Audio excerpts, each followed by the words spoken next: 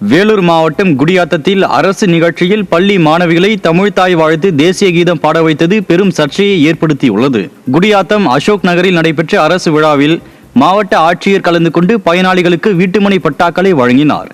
தற்போது பள்ளி மாணவர்களுக்கு தேர்வுகள் நடைபெற்று வரும் சூழலில் தமிழ்தாய் வாழ்த்து மற்றும் தேசிய கீதம் பாடுவதற்காக அரசு பள்ளி மாணவிகள் இந்த நிகழ்ச்சிக்கு அழைத்து வரப்பட்டனர். மாணவர்களின் கல்வி நேரத்தை வீணடித்து அவர்களை இதுபோன்ற அரசு நிகழ்ச்சிகளுக்கு பயன்படுத்துவது முறையற்றது என பெற்றோர் கண்டனம் தெரிவித்துள்ளனர். மத்திய கிழக்கு நாடுகளில் பதற்றமான சூழல் நிலவி வரும் நிலையில் கன்னியாகுமரி மாவட்டம் கடியப்பட்டினத்தைச் சேர்ந்த 100க்கும் மேற்பட்ட மீனவர்கள் ஈரான் கடற்பகுதியில் சிக்கி தவிப்பதாக உறவினர்கள் வேதனை தெரிவித்துள்ளனர்.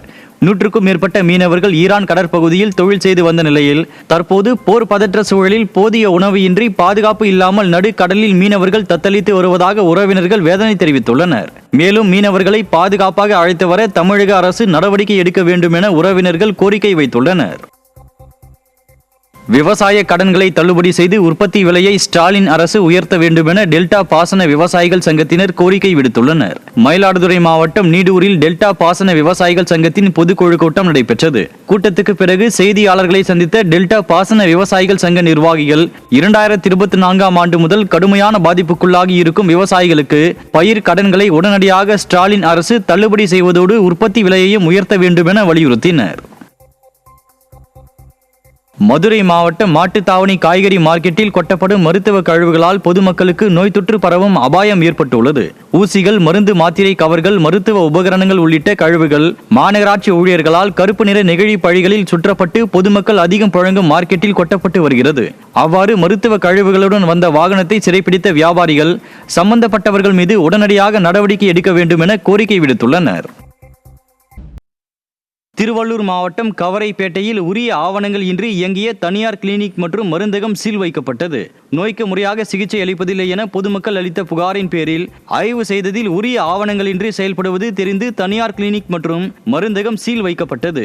மக்களின் உயிரை துச்சமாக நினைத்து ஆவணங்களின்றி செயல்படும் கிளினிக் மற்றும் மருந்தகங்கள் மீது ஸ்டாலின் மாடல் அரசின் சுகாதாரத்துறை முறையாக நடவடிக்கை எடுக்க வேண்டும் என பொதுமக்கள் வலியுறுத்தினர்.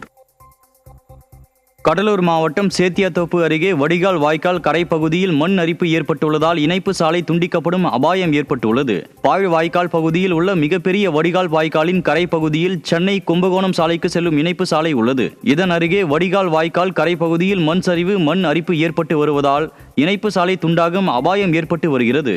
இதனை தடுக்க காங்கிரீட் சிமெண்ட் பாதுகாப்பு தடுப்புச் சுவர் அமைக்க வேண்டும் என நெடுஞ்சாலைத்துறை மற்றும் பொதுப்பணித்துறை அதிகாரிகளுக்கு வாகன ஓட்டிகளும் பொதுமக்களும் கோரிக்கை விடுத்துள்ளனர்.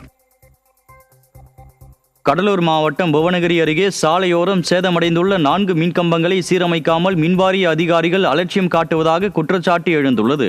சேத்தியாத்தோப்பு குறுக்கு ரோடு பகுதியில் செல்லும் புவனகிரி விருத்தாச்சலம் சாலையோரம் மின்கம்பிகளை தாங்கி நிற்கும் 4 உயர் அழுத்த மின்கம்பங்கள் சேதமடைந்து எந்நேரமும் கீழே விழும் அபாய நிலையில் உள்ளது. இதனால் அச்சத்துடனேயே அவ்வழியாக பயணிக்கும் வாகன ஓட்டிகள், மின்வாரிய அதிகாரிகள் இதுகுறித்து துரித நடவடிக்கை எடுக்க வேண்டும் என வலியுறுத்தி வருகின்றனர்.